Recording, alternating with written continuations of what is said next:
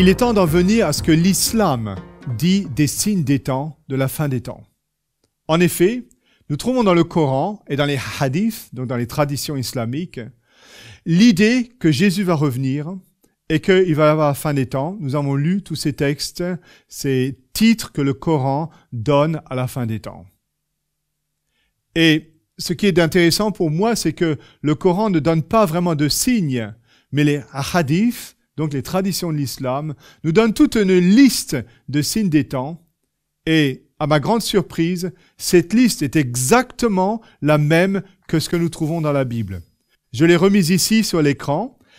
Exactement les mêmes signes des temps. Premièrement, fausse religion, guerre et menaces de guerre, grand séisme, famine et maladie, persécution, anxiété et perplexité au bruit de la mer, dégradation de l'environnement, matérialisme et athéisme, tension sociale, esprit de révolte et d'autosatisfaction, et la connaissance augmentera.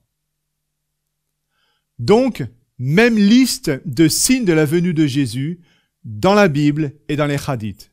Je pense que cela vous intéresse, et moi ça m'a beaucoup intéressé. D'ailleurs, si ça vous intéresse, j'ai écrit un livre sur ce sujet, sur la fin des temps, dans la Bible et dans le Coran. Vous pouvez le commander en simplement m'envoyant un email, aucun problème. J'aimerais simplement dire que dans le Coran, nous trouvons effectivement 3 pouvoirs qui sont des pouvoirs contre Dieu, qui vont apparaître à la fin des temps. Le premier s'appelle Masih ad-Dajjal, donc l'imposteur, qu'on pourrait traduire le faux Messie, qui est l'équivalent de l'antichrist biblique. Deuxièmement, un pouvoir appelé Gog et Magog, Yajouj ou Majouj. Et troisièmement, une bête qui va monter de la terre, appelée dans le Coran donc Dabat Mil-al-Av. Et ici, un exemple, Al-Anbiya, donc la sourate des prophètes, verset 96, où il est parlé de la libération des Yajouj et des Majouj, donc Gog et Magog. C'est alors que la promesse de Dieu sera prête à s'accomplir et que les regards des infidèles seront figés de stupeur. Malheur à nous, s'écrieront-ils, nous vivions dans l'insouciance, ou plutôt nous étions de vrais coupables. J'aime beaucoup ce texte parce que c'est un texte du Coran qui répète exactement ce que nous avons vu de la Bible. En effet, que d'abord, la promesse de Dieu va s'accomplir. Donc ce que Jésus a promis à ses disciples, appelé ici en tout cas la promesse de Dieu, va s'accomplir. Deuxièmement, les regards des infidèles seront figés de stupeur. Vous vous rappelez comment on a vu que l'un des derniers signes des temps, c'est que les gens seront figés de frayeur devant les vagues de la mer qui vont grandir, monter et monter. Et troisièmement, nous avons ici l'idée que les gens vont sortir, vont se réveiller de leur situation d'insouciance, où ils vivaient comme au temps de Noé, manger, boire, se marier, faire toutes les choses que nous faisons tous les jours sans se soucier de leur salut l'éternel. Et voilà qu'ils disent, malheur à nous, nous vivions dans l'insouciance, ou plutôt, nous étions de vrais coupables. Un texte très intéressant, ce texte 21, 96, 97. L'Apocalypse de Jean, nous parle aussi de Gog et Magog, chapitre 20, verset 8. « Et il s'en ira tromper les nations des 4 coins de la terre, Gog et Magog. Il les rassemblera pour le combat en troupes innombrables, comme les grains de sable au bord des mers. » Ici, une idée que nous avons dans le Coran, dans le mot antichrist employé ici, l'imposteur, quelqu'un qui va essayer de prendre la place du Christ, quelqu'un qui va tromper les nations, comme il est dit ici, les nations des 4 coins de la terre. C'est-à-dire que la Bible nous dit ici qu'à la fin des temps, le monde entier, les nations des 4 coins de la terre, le monde entier va être l'objet d'une tromperie immense, une tromperie de caractère religieux. Et donc, effectivement, il semble que les problèmes de l'humanité vont être résolus, les hommes vont faire la paix, ils vont être unis. Unis comment? Unis contre un dernier combat. Unis par une erreur faite par une fausse religion. Tout ça, ça semble très intéressant. Il nous faudrait beaucoup plus de temps pour expliquer tout cela. Laissez-moi vous en donner quelques aperçus brefs. Laissez-moi vous expliquer en bref comment la Bible conçoit ceci. Dans le même livre, donc ce livre de l'Apocalypse, cette fois-ci au chapitre 13, le prophète voit une autre bête monter de la terre. Elle portait 2 cornes semblables à celles d'un agneau, mais elle parlait comme un dragon. Elle accomplissait des signes miraculeux, faisant tomber le feu du ciel sur la terre à la vue de tout le monde. Par les signes miraculeux qu'il lui fut donné d'accomplir au service de la première bête, elle égarait tous les habitants de la terre. Nous avons ici donc dans ce chapitre 2 animaux appelés 2 bêtes. Le premier qui n'est pas nommé ici par faute de temps, mais qui est l'équivalent de l'Antichrist, un pouvoir qui est trompeur, un imposteur, une fausse religion à l'intérieur du christianisme. Deuxièmement, une autre bête que nous trouvons aussi dans le Coran, qui a le même nom que dans le Coran. En effet, elle s'appelle la bête qui vient de la terre, comme nous la trouvons dans le Coran. Cette bête semble très gentille puisqu'elle a des cornes comme un agneau, donc elle parle très gentiment, l'agneau étant l'image d'un animal très doux, très innocent, mais elle parle comme un dragon. Le dragon, le symbole de Satan dans la Bible, dans les Saints Livres. Et cette bête va accomplir des signes miraculeux, même faisant tomber du feu du ciel sur la terre à la vue de tout le monde. Encore une fois ici, nous avons une source de tromperie qui va essayer de gagner le monde entier pour l'unir contre quoi? Contre la vraie religion. Et en effet, par ces signes miraculeux qu'il lui fut donné d'accomplir au service de la première bête, donc de l'Antichrist, elle égarait qui? Tous les habitants de la terre. Venons-en à ce que le Coran nous dit, Al-Baqarah, au verset 75, « Gardez-vous encore l'espoir de les voir un jour partager votre foi, alors que certains d'entre eux ont déjà altéré sciemment la parole de Dieu, après en avoir bien saisi le sens. » Ici, comme dans d'autres textes, le Coran reproche aux chrétiens de ne pas suivre la Bible, appelée ici la parole de Dieu, mais au contraire de s'en éloigner, soit en ajoutant des textes qui n'y appartiennent pas, ou d'en retirer certains, ou tout simplement de changer l'interprétation des textes. Donc, il s'agit ici de chrétiens, ou de soi-disant chrétiens, qui ne suivent plus la parole de Dieu, donc la Bible. Effectivement, si on commence à ne plus suivre une carte routière ou un système de GPS, il est normal qu'on s'égare. C'est la conséquence tout à fait logique. Et de la même manière, si on s'éloigne de la parole de Dieu, de ce que le Coran appelle la parole de Dieu, il est évident qu'on va s'égarer. Est-il possible que l'Antichrist et la bête qui vient de la mer avec Gog et Magog s'unir pour rassembler par une tromperie le monde entier, les religions, les hommes de différentes couleurs, de différentes cultures, de différentes langues, pour une tromperie où Satan semble être victorieux sur la victoire, sur la vérité? Effectivement, le Coran nous dit de bien faire la différence entre 2 groupes qui s'appellent chrétiens. Ceux qui donc ne suivent pas la parole de Dieu, et puis les autres. Permettez-moi de vous donner quelques textes à ce sujet.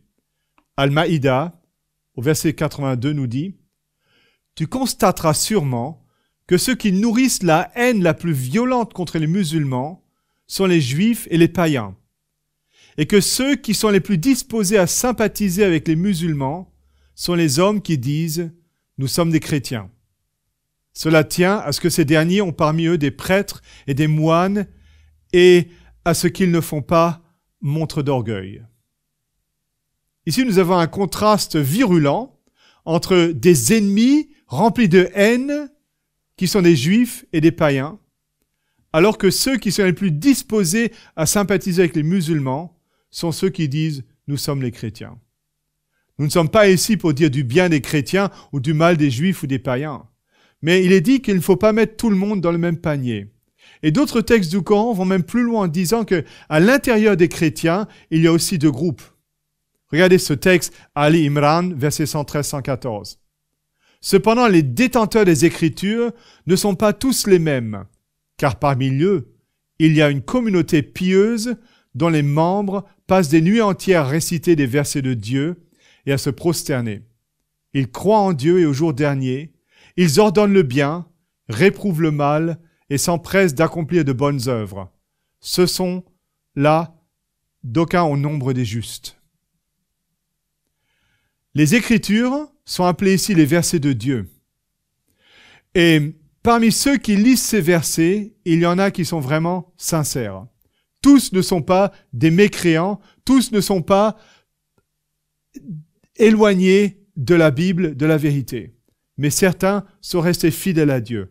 Un groupe qui est dit ici, qui passe les nuits entières à réciter les versets de Dieu, à se prosterner, qui croit en Dieu, qui croit au jugement dernier, qui ordonne le bien, réprouve le mal, donc qui encore va suivre ce que Dieu dit, par exemple ses commandements et surtout ses commandements, et s'empresse d'accomplir de bonnes œuvres, donc qui sont activement là pour aider l'humanité.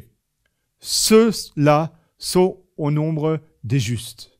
Salih en arabe, donc des justes qui sont aptes à entrer au paradis. Et c'est pour ça que le Coran exhorte les croyants dans la sourate Yunus, ayat 94. Si tu as quelque chose comme un doute au sujet de ce que nous t'avons révélé, interroge ceux qui avant toi lisaient l'Écriture. C'est la vérité qui te parvient, émanant de ton Seigneur. Ne sois donc point du nombre des sceptiques. En d'autres termes, si tu as du doute, shak en arabe, si tu as des questions sur ce que Dieu a révélé, demande à ceux qui avant toi ont lu l'Écriture, Al-Kitab, donc la Bible. La Bible est ici appelée la vérité qui te parvient, une vérité émanant de ton Seigneur. Et le Coran exhorte le croyant ici, non seulement à aller vers les chrétiens qui connaissent la Bible pour apprendre d'eux, mais aussi à ne pas être au nombre des sceptiques, c'est-à-dire au nombre de ceux qui doutent. La Bible, et surtout l'Apocalypse qui nous parle de cette falsification du christianisme que j'ai énoncé très brièvement en prenant le chapitre 13 avec les deux bêtes, l'Antichrist et la bête venant de la terre, nous parle d'un conflit contre les vrais chrétiens. Et ces vrais chrétiens sont appelés, un chapitre après, donc au chapitre 14, verset 12, c'est ici la persévérance du peuple de Dieu, ceux qui obéissent aux commandements de Dieu et vivent selon la foi en Jésus. C'est ici la persévérance du peuple de Dieu, ceux qui obéissent aux commandements de Dieu, ceux qui donc sont restés fidèles jusqu'à la fin. Et le Coran donc exhorte le musulman à aller voir ces vrais chrétiens et à apprendre d'eux.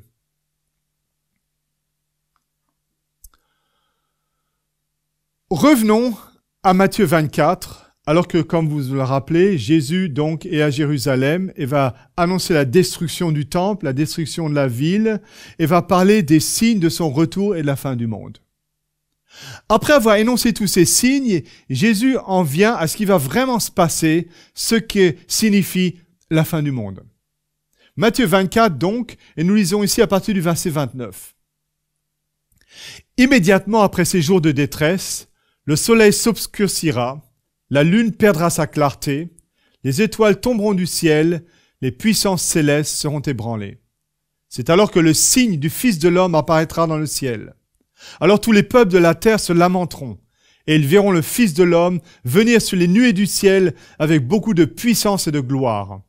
Il enverra ses anges, rassemblés au nom des trompettes éclatantes, ses élus des quatre coins du monde, d'un bout à l'autre de l'univers.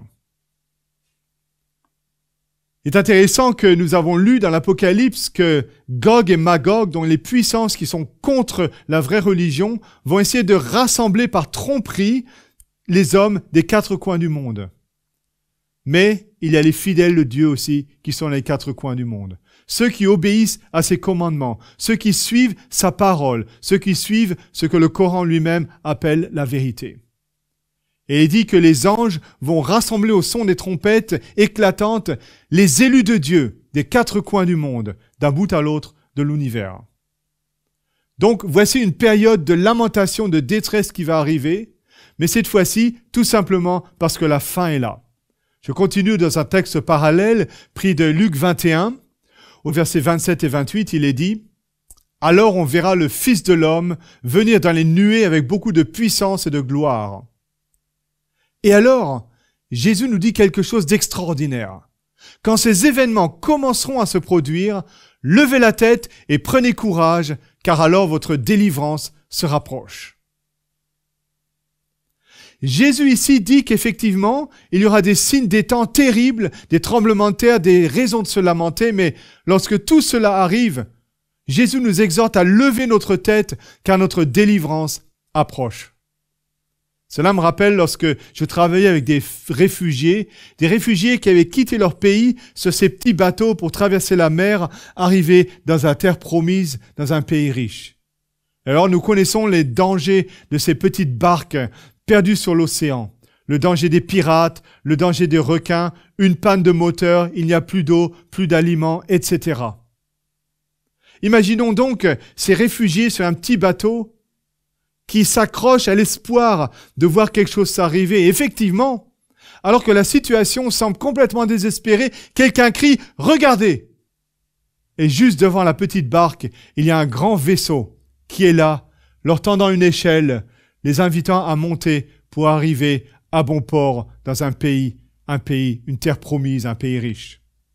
De la même manière, je m'imagine cette assurance que Jésus nous dit de ne pas trop regarder aux mauvaises nouvelles de ce monde, mais aussi de regarder vers Jésus, vers le haut, sachant que ces signes sont en train de se réaliser parce que Dieu a le contrôle sur toute chose.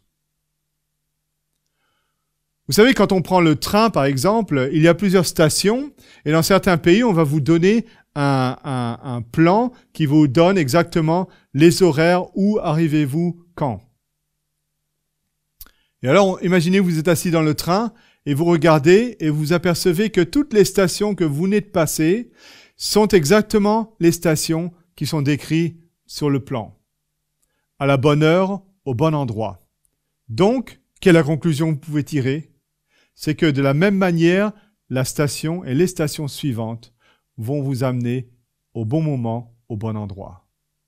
Donc, nous regardons derrière nous et nous voyons tout ce qui s'est passé. La destruction de Jérusalem, décrite en détail par Jésus dans Matthieu 24. Les signes des temps qui commencent à grandir depuis 100 ans à peu près d'une manière exponentielle, c'est-à-dire que les problèmes grandissent très très très très vite, que ce soit les problèmes démographiques, les problèmes écologiques, les problèmes de sécurité. Mais Jésus nous dit, quand cela arrive, ne vous découragez pas, mais regardez vers le haut, car votre délivrance est proche. Quelle belle promesse nous avons ici.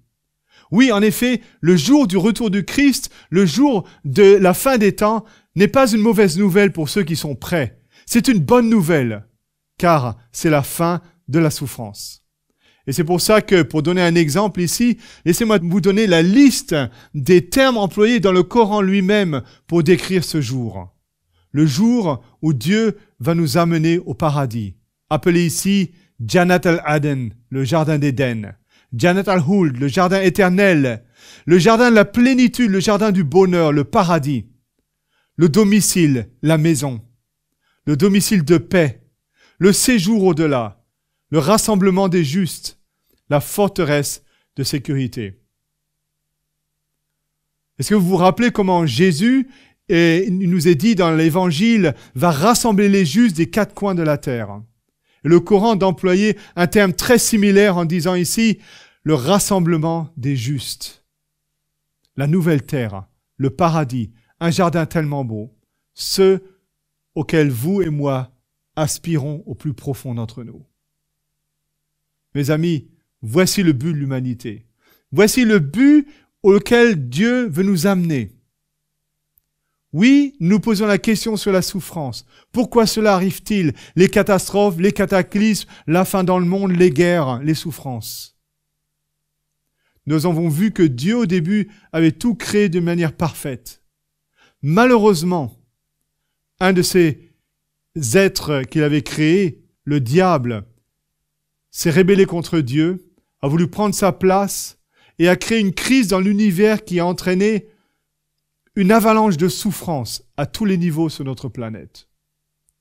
Or, nous voyons ici que Dieu a encore toutes choses sous son contrôle.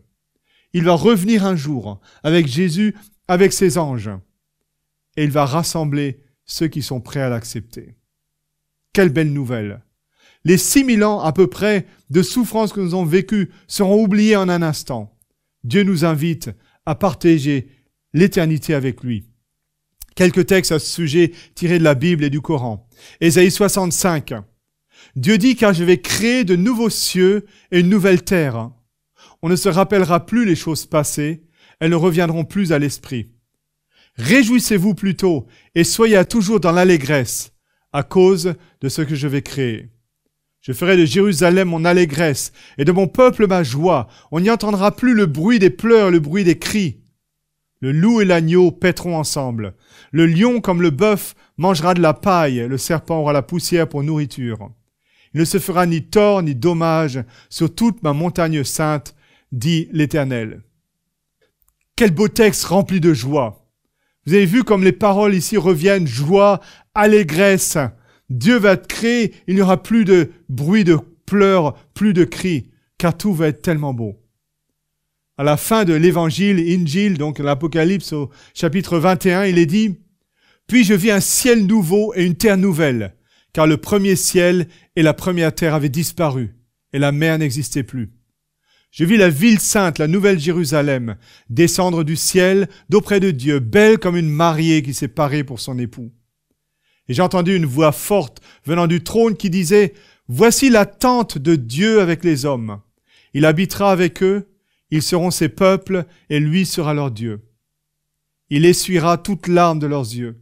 La mort ne sera plus, et il n'y aura plus ni deuil, ni plainte, ni souffrance, car ce qui était autrefois a définitivement disparu. » Alors celui qui siège sur le trône déclara « Voici, je renouvelle toutes choses. » Mes amis, combien de larmes ont été coulées dans ce monde depuis qu'Adam et Ève ont péché? Combien de tristesse, combien de malheur. Et ici, il nous est dit, Dieu va tout créer comme c'était auparavant. Une nouvelle terre, des nouveaux cieux. Il n'y a plus la mort, il n'y a plus la souffrance, il n'y a plus l'injustice. Et Dieu va essuyer toute larme de nos yeux. Dieu va créer toutes choses nouvelles. Quelle magnifique promesse, mes amis. Au chapitre 22, nous avons encore une description plus précise où il est dit « Finalement, l'ange me montra le fleuve de la vie, limpide comme du cristal, qui jaillissait du trône de Dieu et de l'agneau. Au milieu de l'avenue de la ville, entre deux bras du fleuve, se trouve l'arbre de vie. Il produit 12 récoltes. Chaque mois, il porte son fruit. Ses feuilles servent à guérir les nations. Il n'y aura plus aucune malédiction. Le trône de Dieu et de l'agneau sera dans la ville. Ses serviteurs lui rendront un culte. Ils verront sa face et porteront son nom sur leur front. » Quel beau texte! Dans un autre texte, l'apôtre Paul dit « Ce que l'œil n'a pas vu et ce que l'oreille n'a pas entendu, ce que l'esprit humain n'a jamais imaginé. Voilà ce que Dieu tient en réserve pour ceux qu'il aime. » 1 Corinthiens 2, verset 9. Encore une fois, le monde est rempli de belles choses. La nature nous donne encore un aperçu du paradis qui existait avant. Mais quel est cet aperçu par rapport à ce que nous allons voir un jour? Quelque chose qu'aucun œil n'a vu, qu'aucune oreille n'a entendu. Quelque chose que Dieu a préparé pour ceux qu'il aime. N'est-ce pas une magnifique promesse?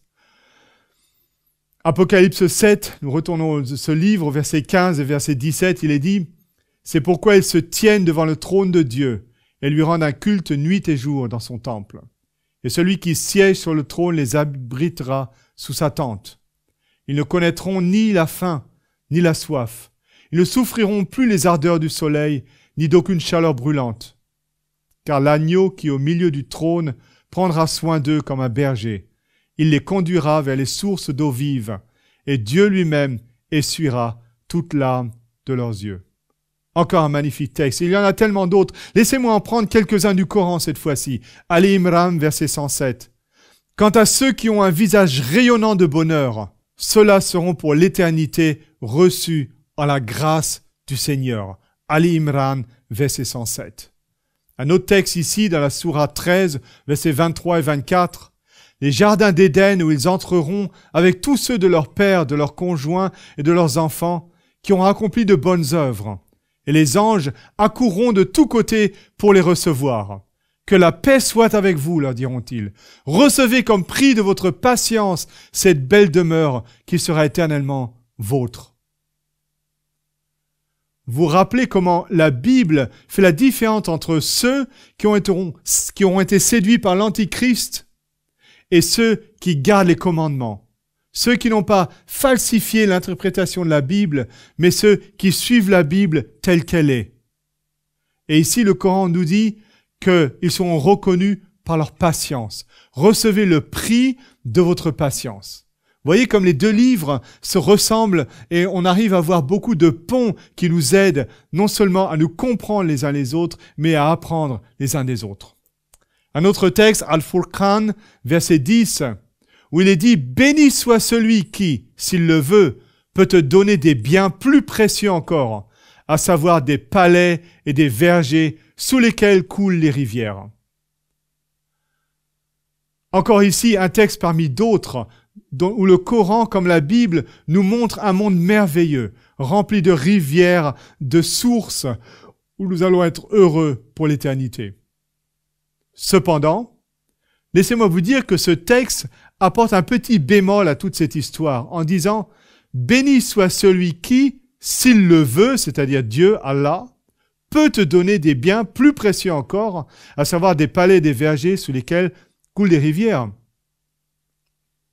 En d'autres termes, on a l'impression que l'entrée au paradis n'est pas seulement ou automatiquement pour ceux qui sont du côté de Dieu, qui lui obéissent, qui se soucient de leur salut, mais que Dieu, dans une sorte de libre arbitre, va décider qui y entrera et qui n'y entrera pas. D'où l'expression ici, « Béni soit celui qui, s'il le veut, peut te donner ». En effet, quelle que soit l'interprétation de ce texte, il nous faut réfléchir sur la question « Qu'est-ce que cela veut dire d'être prêt ? Qu'est-ce que cela veut dire de rester fidèle à Dieu ? Quelle est cette patience des saints qui gardent les commandements ? En d'autres termes, comment puis-je être sûr qu'un jour, Jésus va revenir et que Dieu va me dire « Bienvenue, salam alaikum, paix soit avec toi ». Entre dans le paradis. Et on pourrait même poser la question, est-ce que je peux le savoir ? Ou est-ce que je dois vivre dans la terreur, la peur entre un enfer où je vais brûler éternellement et le paradis qui est décrit de si belle manière ici ? Dans le dernier épisode de notre série, nous allons nous attarder à cette question. Est-ce que je peux savoir si lorsque le jour du jugement vient, je suis prêt à entrer dans le paradis? Et si oui, quelles sont les conditions pour que j'y entre? Comment est-ce que je peux me préparer? Voici ce qui va nous occuper dans notre dernière partie de notre petite série « Comparer et apprécier ». Pour l'instant, je voudrais que vous vous réjouissiez de savoir que Dieu a tout dans ses mains. Oui, s'il semble que les problèmes du monde vont de mal en pis, qu'ils augmentent et qu'ils ne semblent pas avoir de solution, sachez que Dieu a la solution. Et sa solution, c'est le retour d'Al-Masih Isa ibn Maryam, Jésus-Christ, le fils de Marie, Jésus-Christ avec ses anges qui vont nous amener aux portes de l'éternité pour toujours. Eh bien, que cette joie vous emplisse, que vous regardiez vers le haut et non pas vers le bas. C'est mon souhait jusqu'à ce que nous rencontrions pour la dernière émission « Comment nous préparer ?» Merci de nous avoir écoutés et de nous avoir suivis.